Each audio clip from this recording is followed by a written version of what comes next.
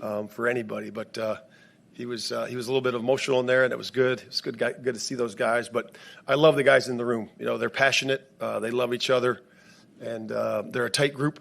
And as a coach and coaches, the best moment for you is when you have a victory and you get to see those guys smiling in the locker room. So that was good to see. With that, I'll take questions.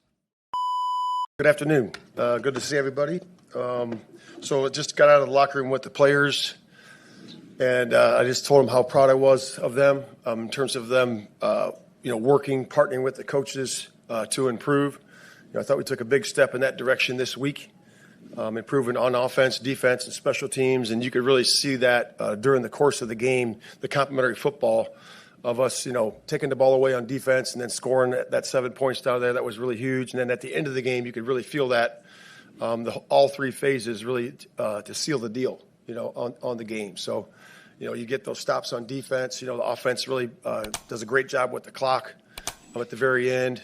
And then we get that interception. Great punt and pin. The punter was great today. Torrey was awesome. Switching the field several times, using him as a weapon. And he was excellent too. And excited for a couple guys. Swift, had a really nice game today, so I was excited for him.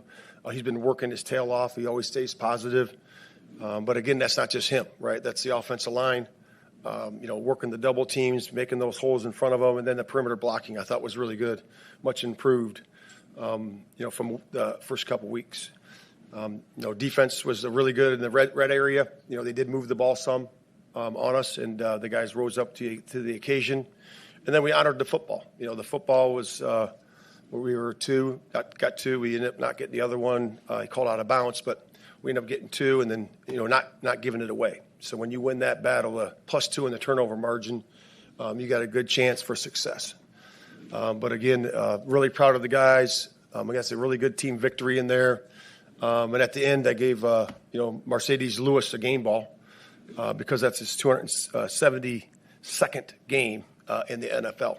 He's 40 years old and been playing tight end a long time, and so that's a pretty big moment for anybody. But he was a little bit emotional in there, and it was good. It's good to see those guys. But I love the guys in the room. They're passionate. They love each other, and they're a tight group.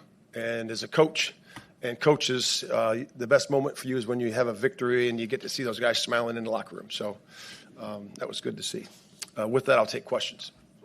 Sorry, Matt, what has been the difference with the second half of this team? It seems like for the second week in a row, you all have found a rhythm offensively as opposed to the first half. What has been that driving factor in that happening? Yeah, I just think it's growth.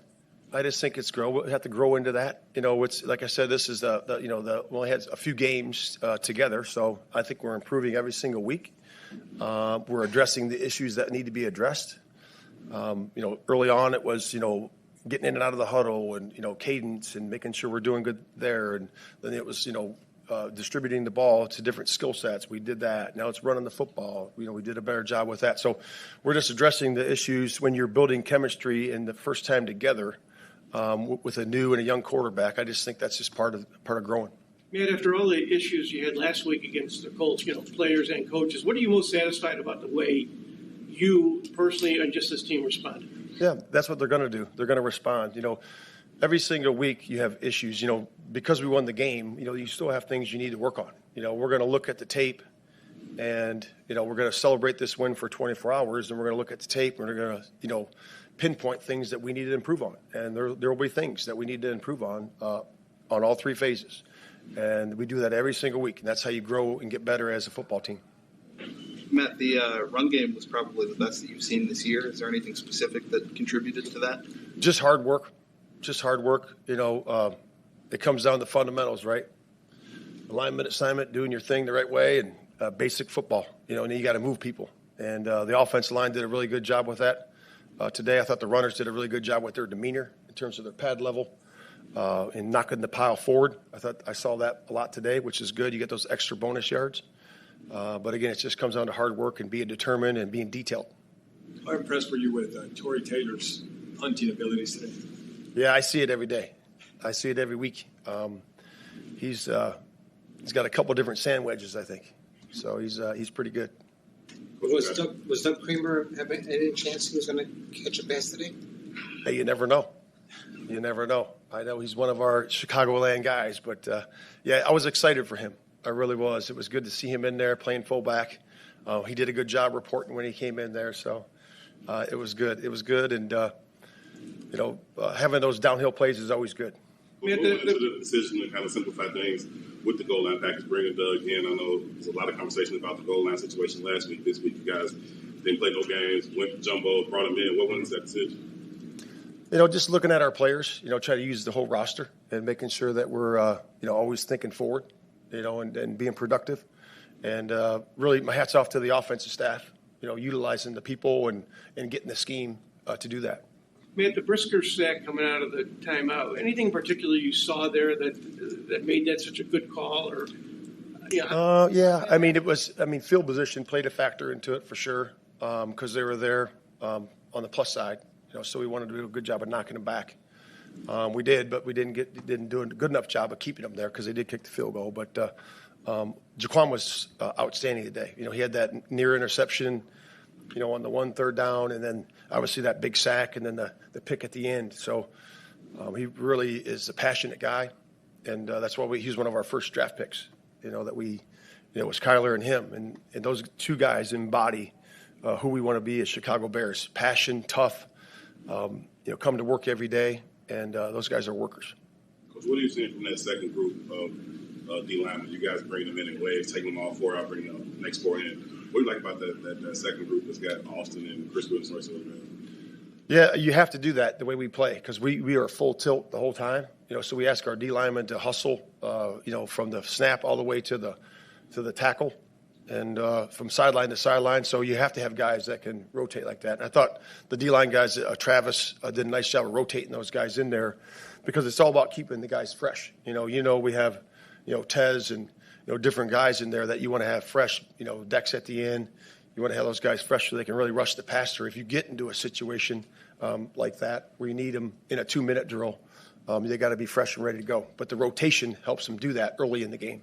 And Shane Waldron was under fire this week after the Colts game. How do you what do you think about the way he kind of handled that adversity and responded to it?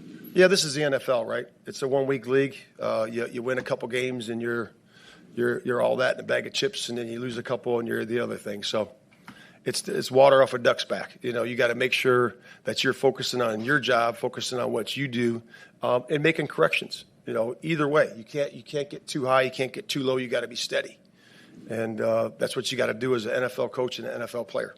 Seems like Darrell Taylor was able to make an impact on the interception. He got the QB hit. Mm-hmm. How has he been able to help this locker room, especially having less time than the rest of the players?